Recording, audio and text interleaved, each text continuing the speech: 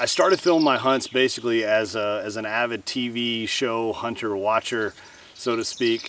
I enjoyed seeing what they did, and there was obviously certain shows that I really enjoyed. You know, shows like Heartland Bowhunter, and I love the cinematic effect of it all, and capturing the whole story. You know, I've never been one that I only want to see just the kill.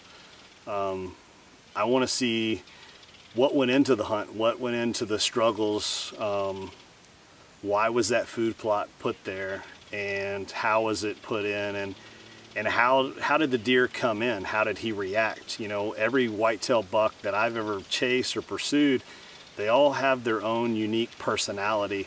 And if you've got all that pre-roll of that deer interacting with other deer, that's the cool part. That's the fun stuff. And being able to share those hunts with your friends and family, and it's one thing to pick up the phone and say, hey, you'll never believe what happened with this deer today.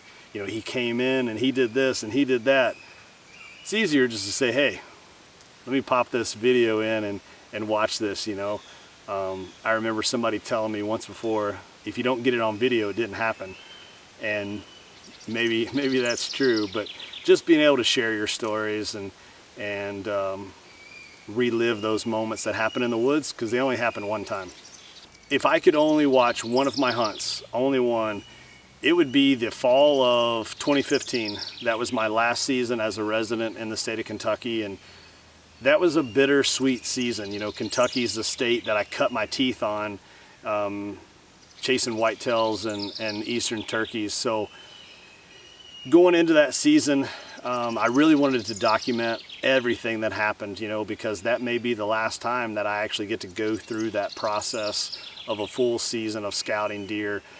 Also in the back of my head, I knew that when that season ended, pretty much about the time that the whitetail season archery closed, that was going to be the time that I was uprooting my life and my family and moving to Iowa. So that was one of the coolest seasons ever, and it's neat to sit back and watch that season, how it unfolded. There was all kinds of problems. Even the day of the harvest, we had camera issues, which are inevitable. You plan for them. You hope that they don't happen very often, but they could happen. And fortunately, we were able to react quick, and we had to do a battery drop, reinstall the battery. The camera got froze up, and during this process, the buck had gone from 20 yards to 30 to 40 to 50 and was walking straight away. And I thought, well, here we go. This is not meant to be. And I called at the deer, and not only did he stop, but he actually completely turned broadside for me, and it all worked out perfectly. So that would be the hunt that if I could only watch one, that would be the one, because it, you know, up until this point, it was the most memorable season for me, because so many life changes were happening at the time. If you had one piece of advice to give to new filmers, what would it be? My one piece of advice to give new filmers is film absolutely everything. A lot of times people get into filming, and when they think of filming the hunts, they think of filming the kill. But there's so much more that goes into it. The prep work, the struggles that went into that season, what you learned, and maybe what you didn't learn. But either way, that, to me, that's the hunt. That's the story of the hunt. You know, I call it that, and I don't say the story of the kill, because that's just one small part of it, you know. So film everything, you can delete it later. What is your favorite feature of Fourth Arrow camera arms? The biggest feature of the Fourth Arrow camera arms is the flexibility, hands down.